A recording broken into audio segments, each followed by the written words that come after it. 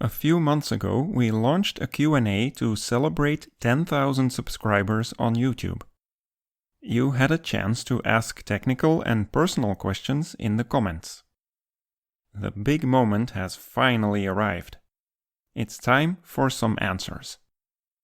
Let's start with the personal stuff. Here's one of the comments I received. My questions are: who are you? What do you do? Why create this channel? How many people are involved? Congrats for the 10K. Wow, thanks. To answer your question quickly, I'm a 51-year-old software developer and I live in Belgium with my wife and 2 kids.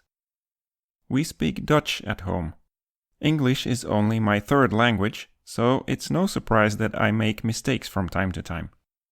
I learned from the comments on an earlier video that a 90-degree angle is called a right angle, not a straight angle. And that was an incorrect translation straight from Dutch. I have always loved math. While I was studying computer science, I followed a lot of really interesting courses. But as a student, I never had enough time to fully understand what I was learning. Most of the time, I would just rote memorize some formulas and then hope for the best. I'm sure that's not an uncommon experience. And so, after finishing my studies, I kept feeling like I needed to spend more time with the math, to sharpen the picture. I literally spent decades reading textbooks and articles, trying to dig deeper, and when YouTube happened, and Khan Academy and 3 Blue 1 Brown, a huge number of extremely high-quality videos started being published. The great thing about those videos is that they managed to bridge the gap. There's plenty of popular books that skim the surface of math and physics, but after a while you stop learning anything new from those. And there's also plenty of advanced textbooks for higher education, but they always go way over my head. There didn't seem to be anything in between. Those early YouTube channels perfectly filled that void in the middle. They had exactly the right level of difficulty. They started pushing my level of understanding way up. I finally started to get it. The pieces started to click, and I finally understood at least the basics. And at that point, I started thinking how sad it would be if all of the time and effort I had invested in learning math would lead to nothing more than my own individual understanding. Don't get me wrong, it was a lot of fun to learn and to puzzle things together, but I wanted to really make it count. I wanted to share what I had learned with other people, if only to convey my sense of amazement and wonder and deep connection and eternal universal truth. Okay, sorry, that sounded more spiritual than I intended.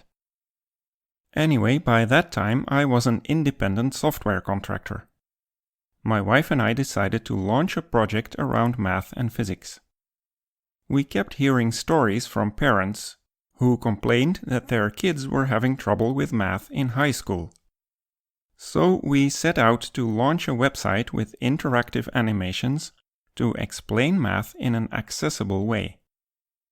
After a lot of hard work, we managed to create a decent prototype, but it never caught on. For various reasons, the project failed. I'm extremely glad that we tried it, because we learned a lot in the process.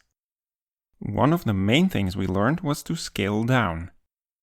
Instead of a huge website, we needed to focus on something simpler.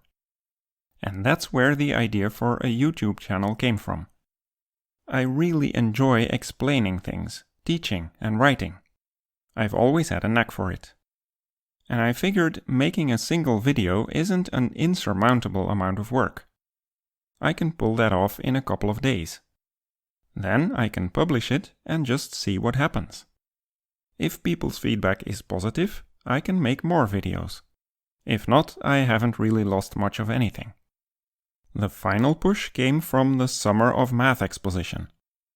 In 2021, Grant Sanderson organized a contest for math explainers, and that was the perfect opportunity to give it a try. I made a video about monoids, using a smartphone and some books. It became the first video on this channel.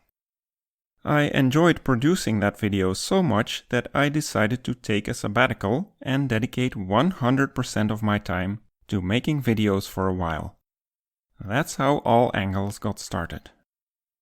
As for how many people are involved, I would say 1 or 2, depending on how you choose to look at it. I personally produce the videos, run the Patreon page, respond to comments, and so on.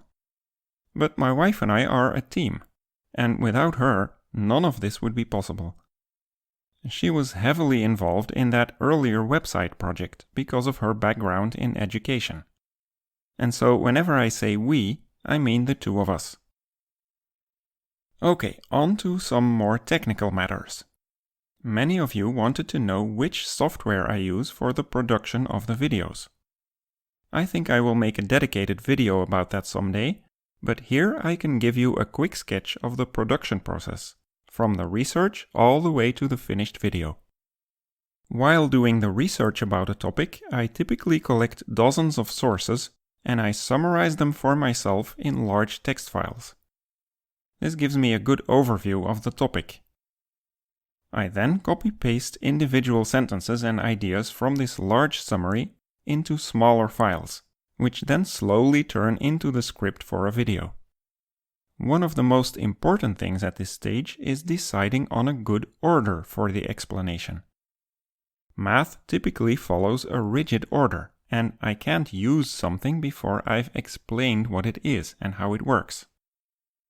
I also spend quite some time finding the right balance between too much detail and too little. I am not a math expert, which has its pros and its cons.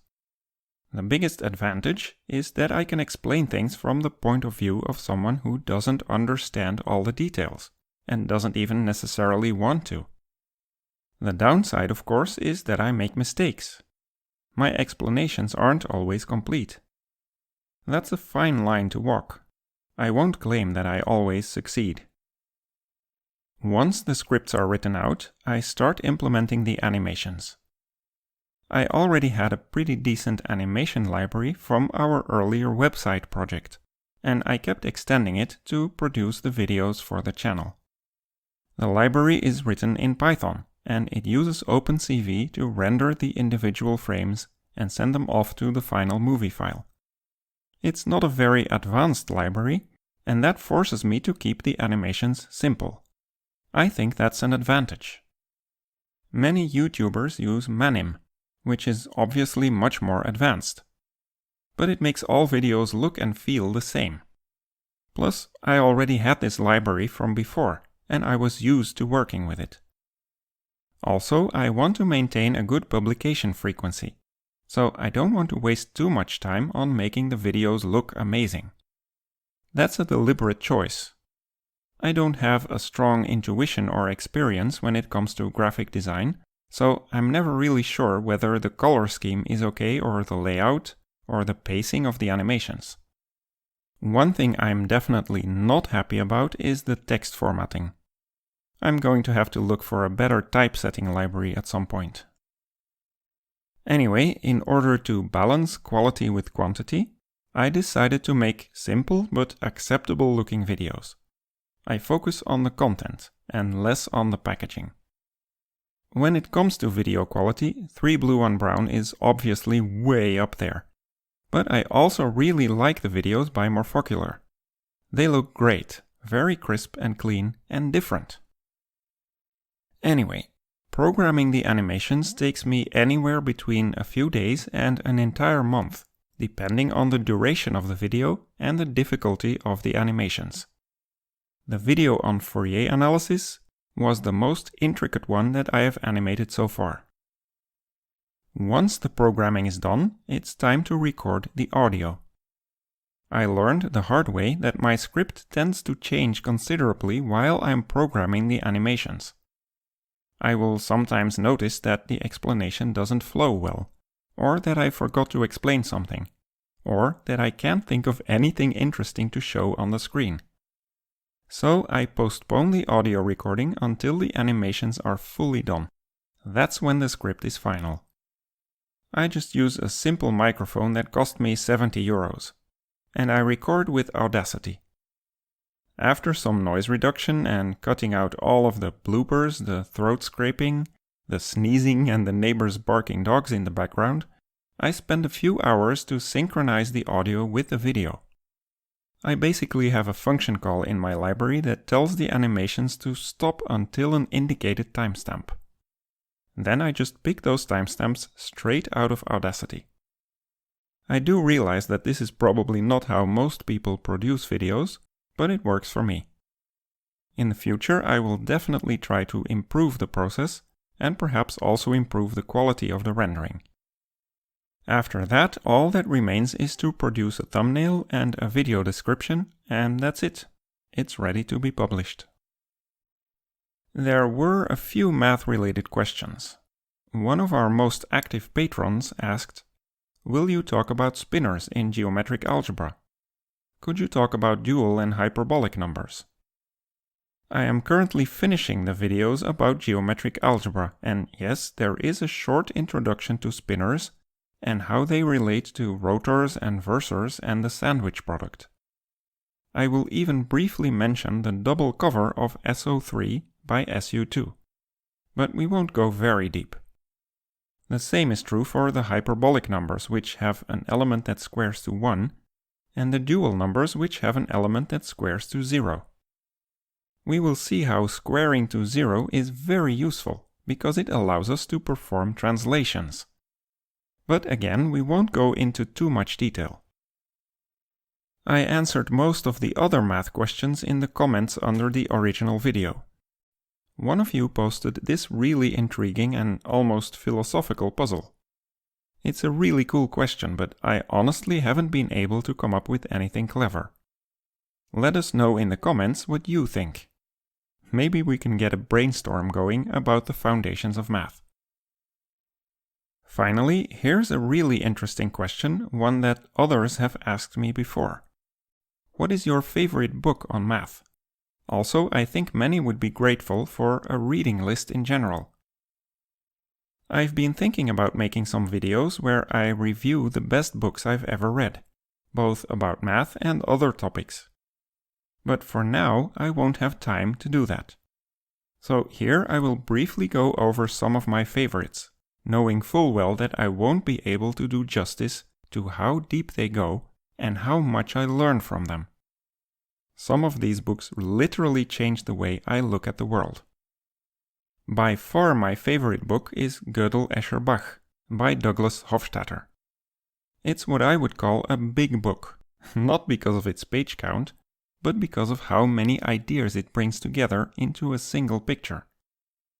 Along the way, Hofstadter slowly unfolds the incompleteness theorem of Kurt Gödel, so that you get a really good intuition for how it works.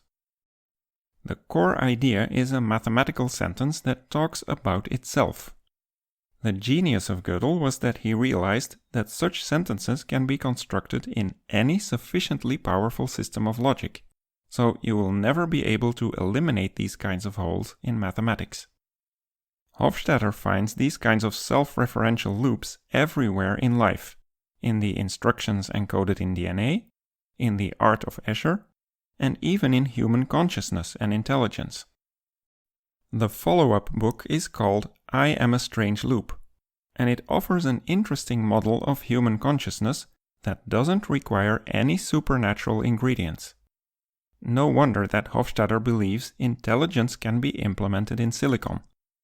And the weird thing is that Gödel's proof serves as an argument in favor of artificial intelligence, which makes for a nice contrast with The Emperor's New Mind by Roger Penrose, a book about similar topics but with the opposite conclusion. Another reason why I love GEB so much is that it's incredibly quirky. In between the chapters about DNA, Zen Buddhism, and logic, he writes these witty dialogues between creatures from Greek mythology and from his own imagination. These dialogues are full of hidden messages, which of course often refer to themselves. Some of the dialogues are modeled after compositions by Bach, such as a chapter that gets a completely new meaning when you read it backwards. It's incredibly clever. You keep discovering new things. The final dialogue in the book features Hofstadter himself, and this turns the entire book into a big self-referential loop. Another classic in a totally different style is Chaos and Fractals: New Frontiers of Science. This book was very popular in the early days of home computing, when the only people who owned a PC were science and math geeks who would implement their own fractals in their spare time. The banner that you see at the top of our YouTube and Patreon pages is a fractal that I discovered in those days, in the early 90s. The book explains how chaos emerges in nonlinear systems. It gives a really good account of the connection between nonlinearity and competing forces pulling a system in different directions, which leads very naturally to unpredictability. There's also a chapter that shows how the Sierpinski triangle can be constructed either top-down, by repeating a simple geometric rule, or bottom-up, by coloring the elements in the Pascal triangle. These are two completely different views, one continuous and the other discrete. The authors clearly show how these views are related, and how they lead to exactly the same shape in the end. It's really cool. Here are a few other math books that I recommend.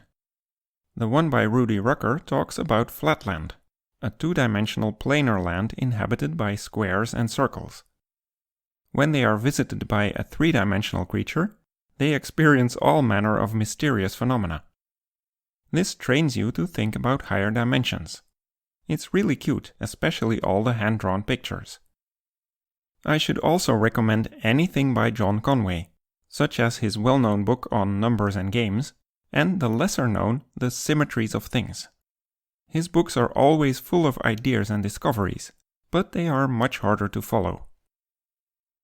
The Problems of Mathematics by Ian Stewart offers a great overview of some of the problems that modern math is trying to solve, and the kinds of progress that have been made.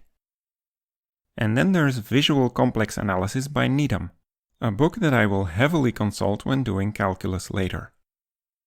For those of you who like more personal or historic accounts of math, I would recommend these few books.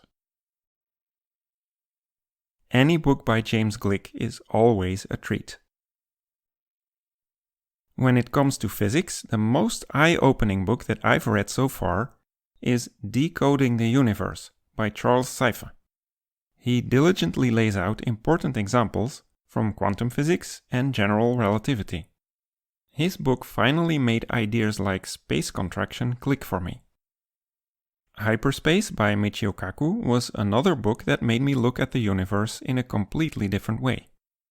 It explores the differences between the beautiful geometric theory of Einstein and the more algebraic theories of the Standard Model. It was my first encounter with unified theories and how they manage to bring different kinds of forces together in higher dimensions. But the most intriguing book you should try to get your hands on is Physics from Symmetry. I can say without exaggeration that this book is the main reason our channel exists. It's almost accessible for a layperson like myself, and I hope that by the time we cover all of the required math topics, we will be able to understand this book together. Figuring out how mathematical symmetries give birth to the fundamental forces and particles of our universe is one of the main goals I have with all angles. And finally, here are some really good books about technical communication. These are relevant if you plan to make your own videos or textbook material someday. But other than books, of course you should also check out some of the great math and physics channels on YouTube. Over the years, I have watched and collected many great resources. You can find those in the descriptions underneath our videos. I would say those are probably the best reading list or watching list that you can have. I carefully curated those resources so they are the best of the best. They are definitely worth your time. That's all for today. It was actually fun to make a different kind of video for a change. Thank you all for being here and for engaging with the channel in such a positive way.